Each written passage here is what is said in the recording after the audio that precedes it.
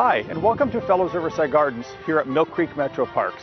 Mill Creek MetroParks is our county-based park district here in Mahoning County, and Fellows Riverside Gardens is our public display garden. A really unique place that we have, and a very fortunate place for us to have here in Youngstown and Mahoning County. A place we try to connect people with plants. Whatever we do, it has to connect with plants. So right now, and what we're going to do in the next period of time as you're watching, is to share with you about Winter Celebration. Winter Celebration is our winter activity throughout the month of December, where we talk about plants through our displays. But before we go inside, let's talk about what's happening in the garden. The garden's dormant. The plants have lost their leaves. It's fall. Winter is about to officially start in a couple weeks. But the garden doesn't mean it's not growing. And if you look close, you can actually see some of the bulbs that we planted this fall for spring display starting to pop up above the soil line. They're okay, they know what they're doing, but they need to slow down and stay below the ground because they have a lot more weeks to go before they're starting to flower. But behind me you can see some snowflakes. There isn't any snow flying right now. It's kind of warm and we'll get some cool weather, and we hope we still get a lot of snow. Snow is very important for us here in a garden. In the winter, when the plants are needing of some protection from those really cold weathers, especially when we get below zero, snow is the best thing to have happen. It makes a nice layer of insulation. I want to show you a little bit about what happens here at Fellows Riverside Gardens at this time of year. We'll see our exhibits, but really what we want to talk about is the snow garden. That's the theme this year of Winter Celebration. It's taking place until the 31st of this month right here at Fellows Riverside Gardens. Let me show you some more.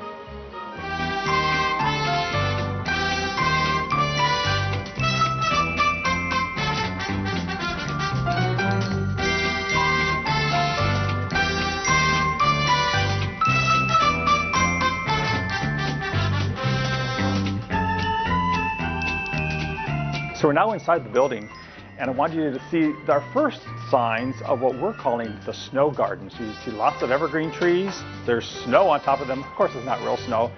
And you can see all the poinsettias and the plants. We really are one of the premier places to see holiday floral displays in the Mahoning Valley. So we're going to accent and talk about our poinsettias as well. But snow is what we're all about. So lots of hanging snowflakes are all over the building.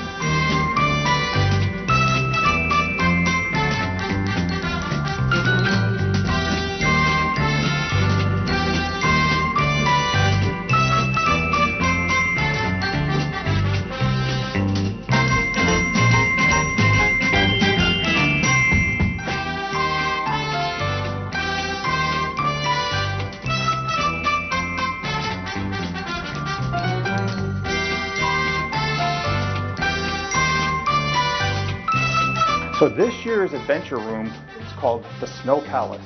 It's a place for kids of all ages, and I think the parents have been enjoying it almost as much as the kids. But it's a place for the children to have some fun.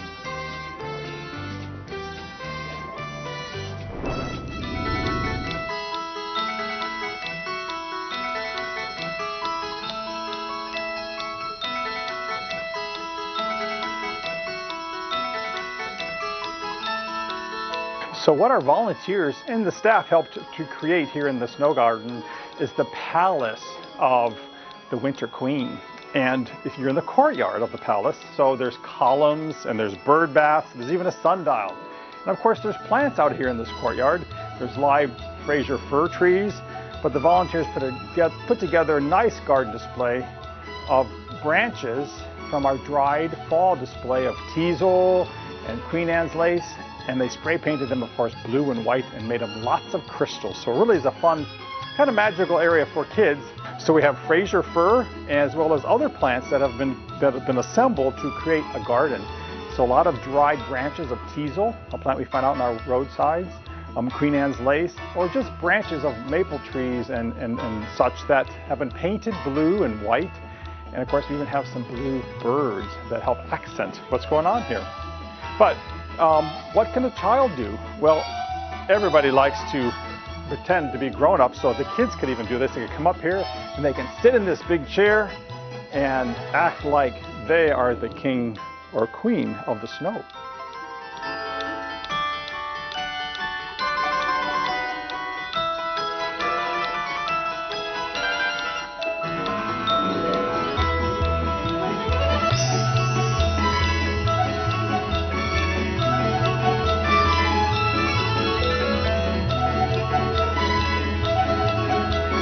So here in the Garden Cafe, as you remember, if you've seen our programs in the past, or have been to the gardens in the past, you could have lunch right alongside this beautiful view out to Lake Glacier.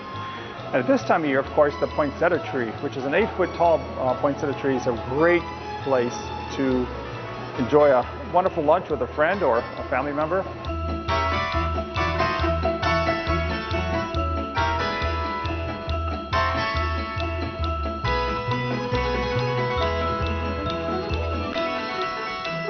So, one of the things that you can participate in, or at least visually participate in, if you're here at the gardens for winter celebration, is the beautiful decorations that have taken place, not by our staff and volunteers, but the outside nonprofit organizations that have been invited to display their information about their organization on our holiday trees. So about 50 different nonprofit organizations here in the Mahoning Valley are represented and have displayed what they feel is the most important things about their organizations, such as SMART, the Students Motivated by the Arts through Youngstown State University, or many other organizations that are fun to see and talk about and see what they did to be creative on their own trees.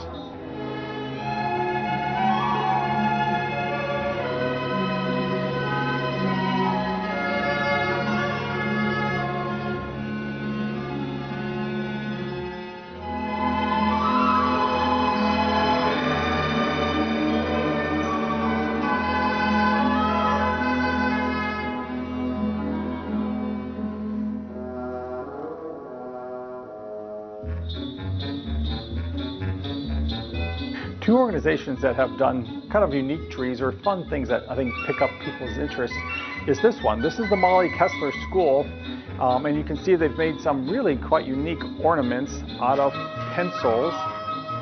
And you know what I really like about these pencils? These are used pencils. Look at their erasers are gone. Either they've been used by lots of writing or maybe they were chewed off, I don't know. Plus,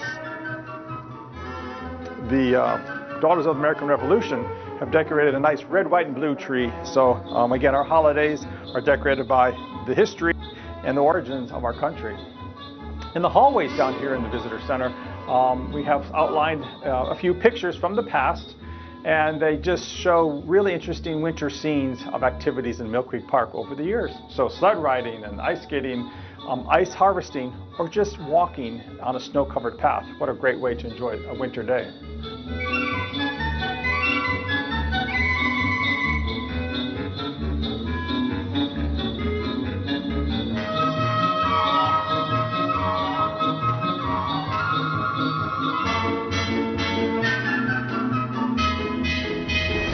Well, this flashing snowman head, I think, is really a great eye catcher, especially as you come down the stairs to the lower level. The Mahoning Valley Historical Society decorated a really beautiful tree that relates to our winter theme, of course, the snow garden. And Mahoning Valley Historical Society and the Men's Garden Club have both been very standard, always been with us as we've been doing these trees. This year, the Men's Garden Club tree is all about edible plants that you can find in the gardens or parts of what we eat from plants. So their tree is really decorated with all kinds of edible goodies.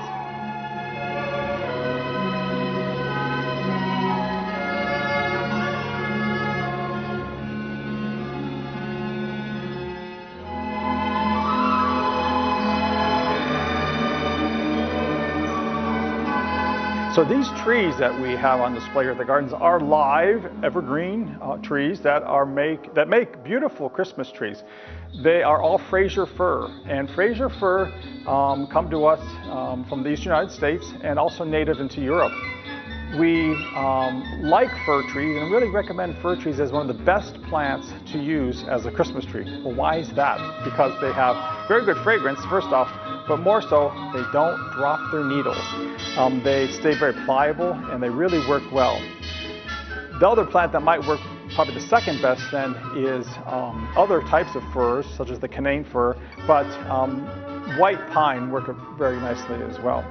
So where do these trees come from? Well, most of them are grown here locally in Mahoning County, and they come to us through the Mahoning Valley Landscape and Nursery Association. They're one of our partners in representing this event for you. I really especially like the tree that, oh wow, the Gloria Jones Children's Center for Science and Technology has put together. They use their own tree because they're very creative and talented, and they kind of have a techno tree.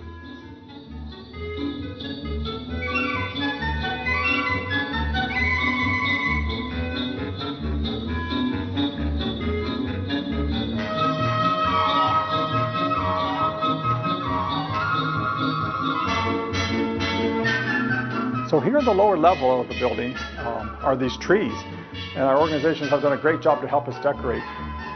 Nice big snowflakes carrying out the theme that actually Sweet Arrangements, one of our local florists, helped us do.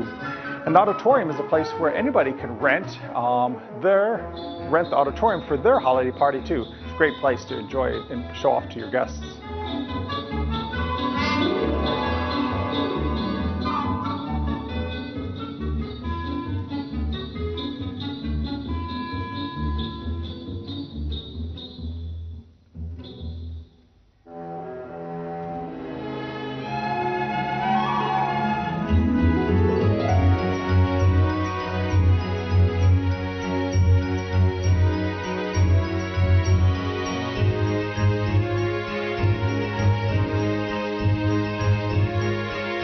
So we've been inside looking at our display of the snow garden, which in the poster here mentions again it's on and in place until the 31st of December. So our premier holiday display of plants, you know, all the decorated trees that we've been looking at, the organizations have created, shopping in our gift shop, as well as the snow palace for children. But I want to make sure that you know some special evenings are taking place here on the Sundays in December, but make sure you call ahead of time so you get the right Sunday on your calendar. From 5 to 7 p.m. we'll be having some outdoor displays of lights, both luminarias and torches and candlelit areas, as well as electric lights, and we'll show you some of that in a minute. But those are really exciting, so let's go outside and see if we can find some of them, what they'll look like, at least in the daytime.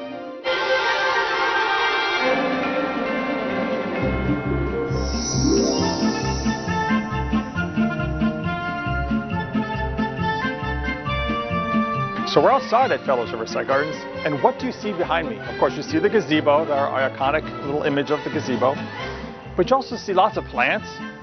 They're not in bloom, but some of them still have their leaves, and the ones that have their leaves are our evergreens. You see lots of green and white, and kind of gray and brown and tan, but that's okay. That's our winter landscape. We've had some beautiful days to walk in the gardens, and even if it's a snowy day, it's still a beautiful day to walk in the gardens. I know the staff thinks I'm crazy too, but I really like being outside in the winter. But don't forget to plant evergreens in your landscape, because that's what helps us get through the winters when we want some color in our gardens. So green is an important part of our color. This year in our displays you can see some yellow lights and the white of the fabric, but you'll have to come see what this looks like at nighttime when it's all lit up.